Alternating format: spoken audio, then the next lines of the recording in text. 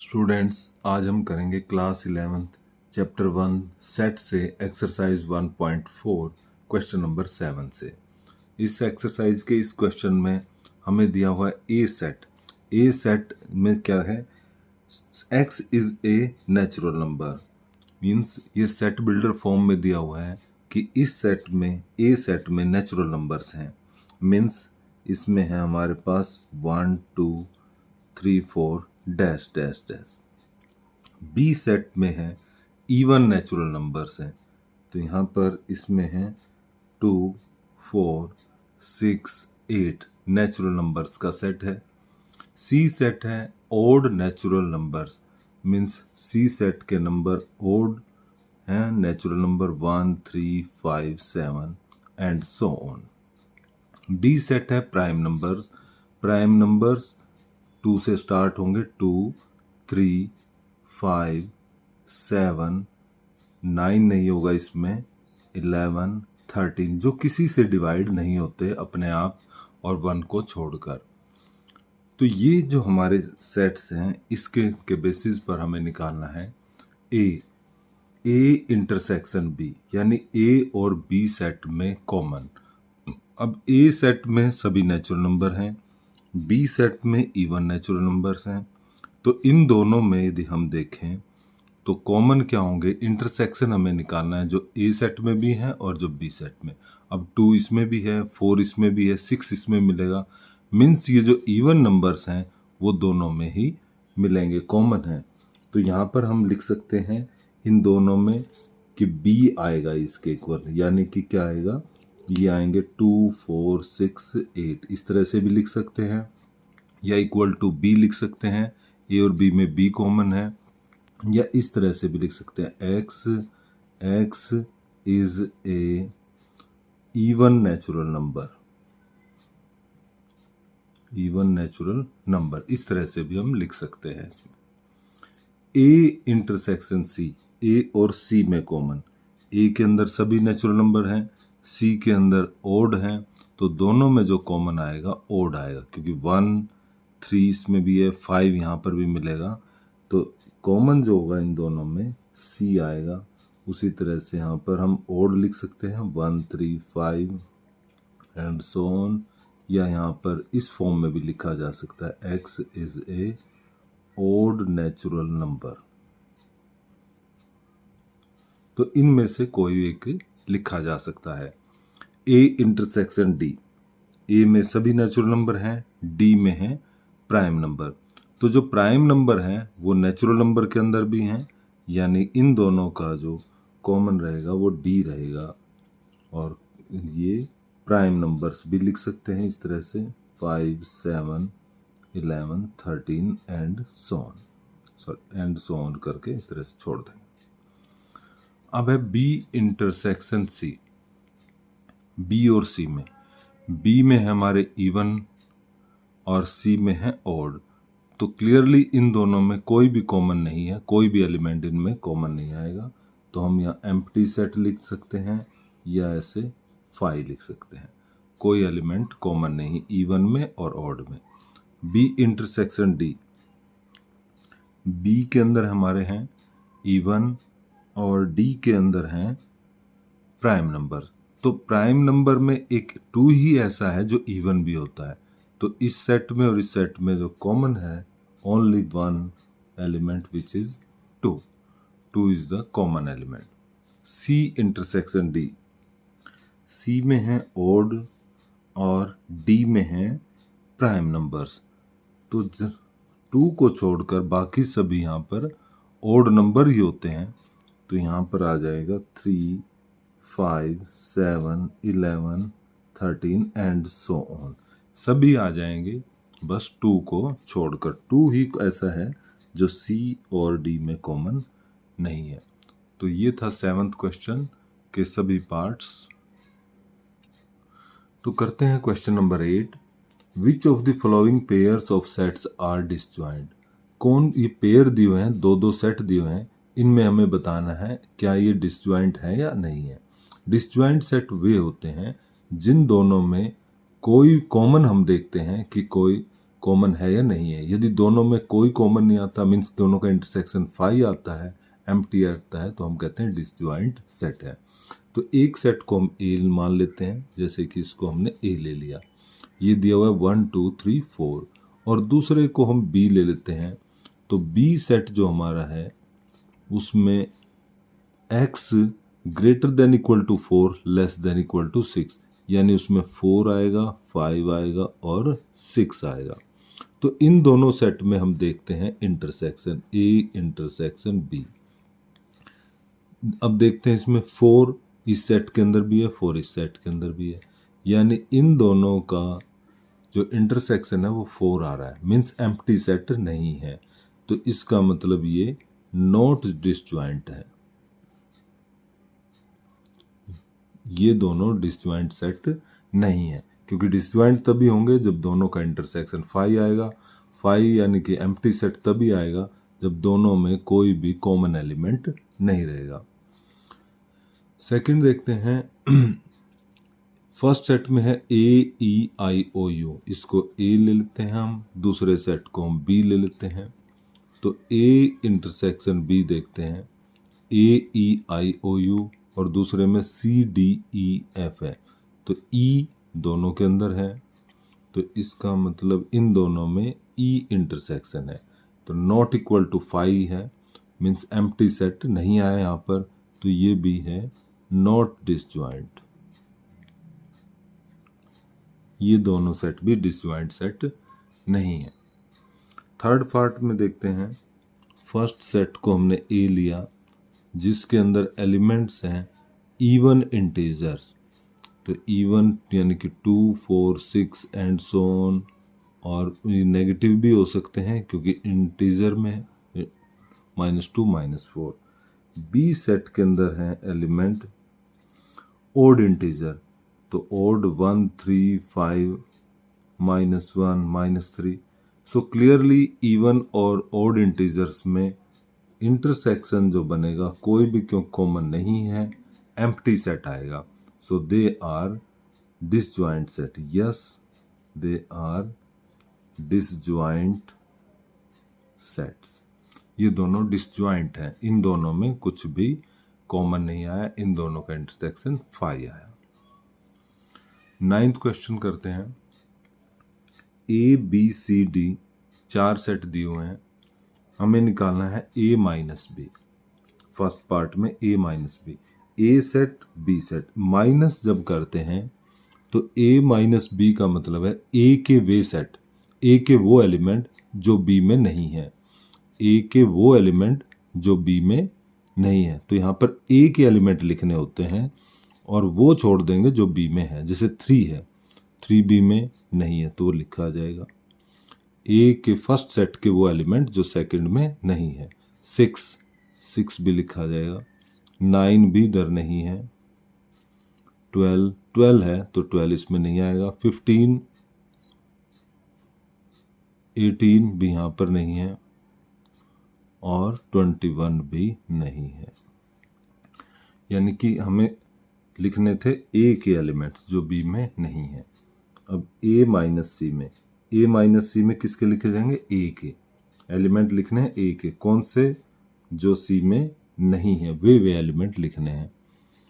तो 3 चेक किया, सी में नहीं है, 6 सी में है इसलिए नहीं लिखा जाएगा, 9 12 भी सी में है, 15 नहीं है सी के अंदर, 18 है, सॉरी 18 भी नहीं है सी के अंदर, और 21 भी सी के अंदर नहीं है। तो इसलिए ये हो गया ए माइनस सी। अब है A minus D, A minus D, ए के वे एलिमेंट जो डी में नहीं है, तो 3 चेक किया, डी के अंदर नहीं था, 6 भी नहीं था, 9 नहीं है, 12 भी नहीं है, 15 है इसलिए नहीं लिखा जाएगा, 18 भी नहीं है, और 21 भी नहीं है। तो ये हो गया ए माइनस डी। अब है बी माइनस ए, तो बी माइनस ए में लिखे जाएंगे बी के वो एलिमेंट जो ए के अंदर नहीं है। अब यहाँ पर आएंगे बी के एलिमेंट जो ए के अंदर नहीं, तो ये लिखे जाएंगे और जो ए में है वो छोड़ दिए जाएंगे। 4 नहीं है, 8 भी ए के अंदर नहीं है, 12 है इसलिए नहीं लिखा जाएगा, 16 भी नहीं है और 20 भी नहीं है। फिर C माइनस ए में C के वो एलिमेंट जो ए के अंदर नहीं है, C के एलिमेंट ये रहे और 2, 4, 6 क्योंकि है, इस तरह 8 आ जाएगा, 10, 12 नहीं आएगा क्योंकि दोनों में है, 14 और 16। तो याद रखिए फर्स्ट सेट में से लिए जाते हैं एलिमेंट। D माइनस ए, D के एलिमेंट लिए जाएंगे और जो कि ए में नहीं है, तो 5 आएगा, 10 भी आएगा, 15 नहीं आएगा, इस तरह 20 आ जाएगा। फिर B माइनस सी, B के एलिमेंट जो C में नहीं है, B के एलिमेंट जो C में नहीं है, 4 नहीं लिखा जाएगा, 8 भी नहीं लिखा जाएगा, 12 भी नहीं लिखा जाएगा, 16 भी नहीं लिखा जाएगा, सिर्फ आएगा 20। अब लिखना है B माइनस डी, B के वो एलिमेंट जो D में नहीं है, 4 आएगा, 8 भी आएगा, 12, 16 और 20 क्योंकि D के अंदर है तो इसलिए नहीं लिखा जाएगा। आगे C माइनस बी, यहाँ पर लिख देते हैं। नेक्स्ट है C माइनस बी, तो C के वो एलिमेंट जो B के अंदर नहीं है, C के ये रहे एलिमेंट जो B में नहीं है, 2 लिखा जाएगा, 4 है इधर, 6 नहीं है, 8 नहीं है, 10, 12 भी है, 14 नहीं है और 16 क्योंकि था। तो ये हो गए C माइनस बी। नेक्स्ट हमने ये था 9th पार्ट। 10th पार्ट में है D माइनस बी, तो D के एलिमेंट्स जो B के अंदर नहीं है, D के 5, B से करना है, D के 10 भी नहीं है B में, 15 भी नहीं है और 20 है तो इसलिए 20 को नहीं लिखेगा। 11th part C minus D, तो C के एलिमेंट जो D में नहीं है, C के एलिमेंट जो D में नहीं है, 2, 4, 6, 8, 10 नहीं लिखा जाएगा क्योंकि 10 D के अंदर है, 12 लिखेंगे, वो 14 और 16 भी। और लास्ट पार्ट है हमारा D माइनस सी, यानी D के वो एलिमेंट जो C में नहीं है, D के ये रहे एलिमेंट और C में नहीं है, 5 भी है, 10 क्योंकि है इसमें, 15 तो नहीं है और 20 भी C में नहीं है। तो इस तरह से ये माइनस करना, 2 सेट का माइनस करना हमने देख लिया है। तो ये थे इसके सभी पार्ट्स। अब क्वेश्चन नंबर 10 करते हैं। एक्स सेट दिया हुआ है, ए बी सी डी है, वाई सेट में एफ बी डी जी है। हमें माइनस करना है सेट्स को। तो माइनस करना जैसे प्रीवियस क्वेश्चन में भी देखा था, तो मान लीजिए मैं डायग्राम से आपको दिखाता हूँ कि ये एक्स सेट है और ये वाई सेट है। तो ये जो पोर्शन है ये कहलाता है एक्स माइनस वाई, यानी एक्स का वो पोर्शन जो वाई के अंदर नहीं है, और ये जो पोर्शन है इसको बोलते हैं वाई माइनस एक्स, यानी वाई का वो पार्ट जो एक्स के अंदर नहीं है, वाई माइनस एक्स होगा। तो यहाँ पर जैसे हमें निकालना है एक्स माइनस वाई, यानी एक्स के वो एलिमेंट जो y में नहीं है, ये वाले x के वो पार्ट एलिमेंट जो y के अंदर नहीं है, यानी x के लिखने a b क्योंकि y के अंदर है नहीं लिखा जाएगा, c और d भी इसके अंदर है, यानी कि x के वो एलिमेंट लिखने हैं जो कॉमन एलिमेंट है वो छोड़ देने हैं x में से, y के वो एलिमेंट जो x में नहीं है, f है उसमें, b क्योंकि कॉमन है दोनों में, d भी कॉमन है और g लिखा जाएगा y का एलिमेंट। अब x इंटरसेक्शन y, x और y का इंटरसेक्शन यानी कि दोनों में जो कॉमन है, तो b है और d है, दोनों में कॉमन है इंटरसेक्शन का पोर्शन, ये इंटरसेक्शन का पोर्शन है, ये जो पोर्शन है ये है x intersection y। Question number 11, R है सेट ऑफ रियल नंबर्स और Q है सेट ऑफ रैशनल नंबर। हमें निकालना है R माइनस Q। देखिए R जो है, जो रियल नंबर्स हैं उसमें दोनों होते हैं, रैशनल भी होते हैं और इरेशनल भी होते हैं। R सेट कॉम्बिनेशन है रैशनल और इरेशनल का, तो जब R माइनस Q करेंगे यानी रैशनल और इरेशनल में से हम रैशनल को छोड़ देंगे, तो यहाँ आएगा set of irrational number, irrational numbers.